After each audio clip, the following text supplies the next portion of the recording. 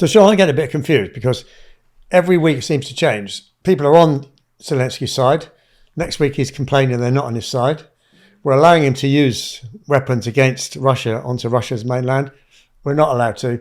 What exactly is the position? I know John Healey is saying we're very proud to still be committed to supporting Ukraine. What the hell is going on? Yeah, it's interesting. Only a few days ago, as we record, John Healey had burst into print at the weekend and social media that said, yeah, the Brits should be proud of all the...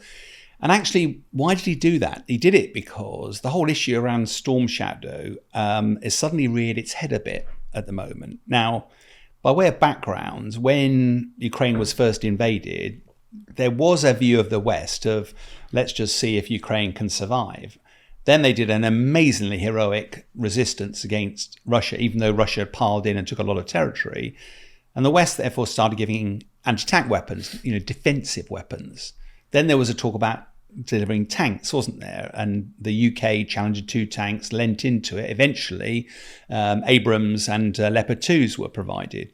Then there was a conversation about long-range missiles, and there was real concern by America. Yeah, we don't want missiles being used inside Russian territory. And there was an agreement they wouldn't be. Then there was, we can't even fight jets. F-16s are now out there. So there's been a gradual ramping up. And up till now, the Brits have largely said to Zelensky, look, the weapons we give you, it's up to you how you use them, as long as they're in accordance with the law of armed conflict. The problem is now that Ukraine is operating on Russian territory, that has now got spooked some of the other countries. And the report suggests that America hasn't told the UK to change its policy, but has said there really ought to be consensus amongst the Brits, the French, the US, and apparently a couple of others about what's our policy about these long-range weapons. And one of the reasons it's come out, apparently, because this is all nuanced, this isn't black or white, is that President Putin wants to frame this conflict not as a conflict between Russia and Ukraine, but as a conflict between Russia and the West, Russia and NATO. And if Western weapons are now helping Ukrainians move further into Russian territory, that might trigger an escalation.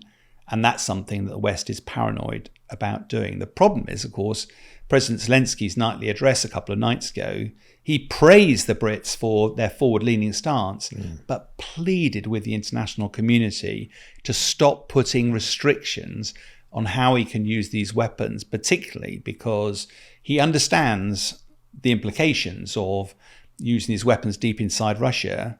But actually, if you're going to stop the Russian aircraft launching, you need to be able to target them at airfields hundreds of miles away. If you want to target factories, if you want to target oil facilities, logistics supply hubs, you can't literally restrict yourself to simply forward deployed units by Russia that are on Ukrainian soil.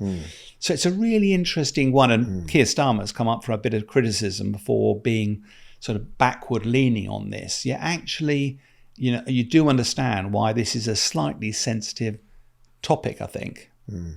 Yeah, I think it's very easy for politicians to seek votes, and that makes them look a bit sort of squiffy occasionally.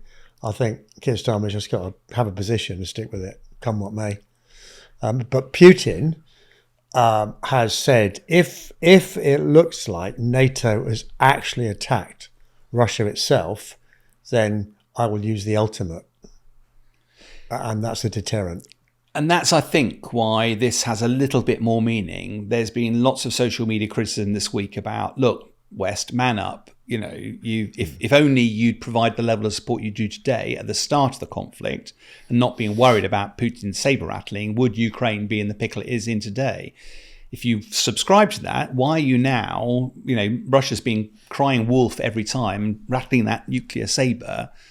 But now that actually Russia's territorial integrity has been compromised, and there's been several times back over the last 2.5 years where Putin's been pretty clear that if Russia's territorial integrity was ever compromised, then everything's on the table, because he would not compromise Russian security for anything.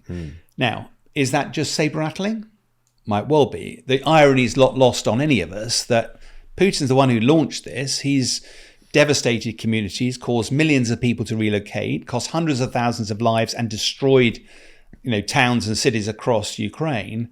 The fact that Ukraine has done a small incursion in return, would that be enough to trigger a nuclear conflict? Almost certainly not. But you can imagine why some of the leaders are just, let's be careful. And I think the point they were making is there's lots of countries in NATO.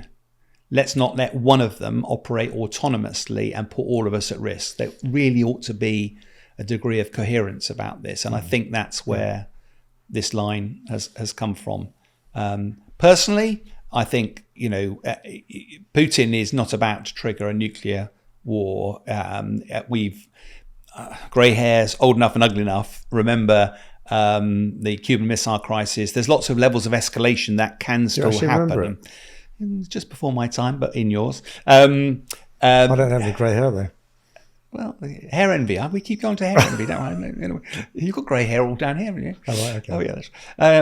No, but I think the threat of nuclear is always going to be a worry for anybody. But those people who lived through the Cold War and seen some of these escalations, we're a long way away from any actual use of nuclear weapons. But every time this ratchets up, I don't think the West was particularly ready for Ukraine's surprise incursion.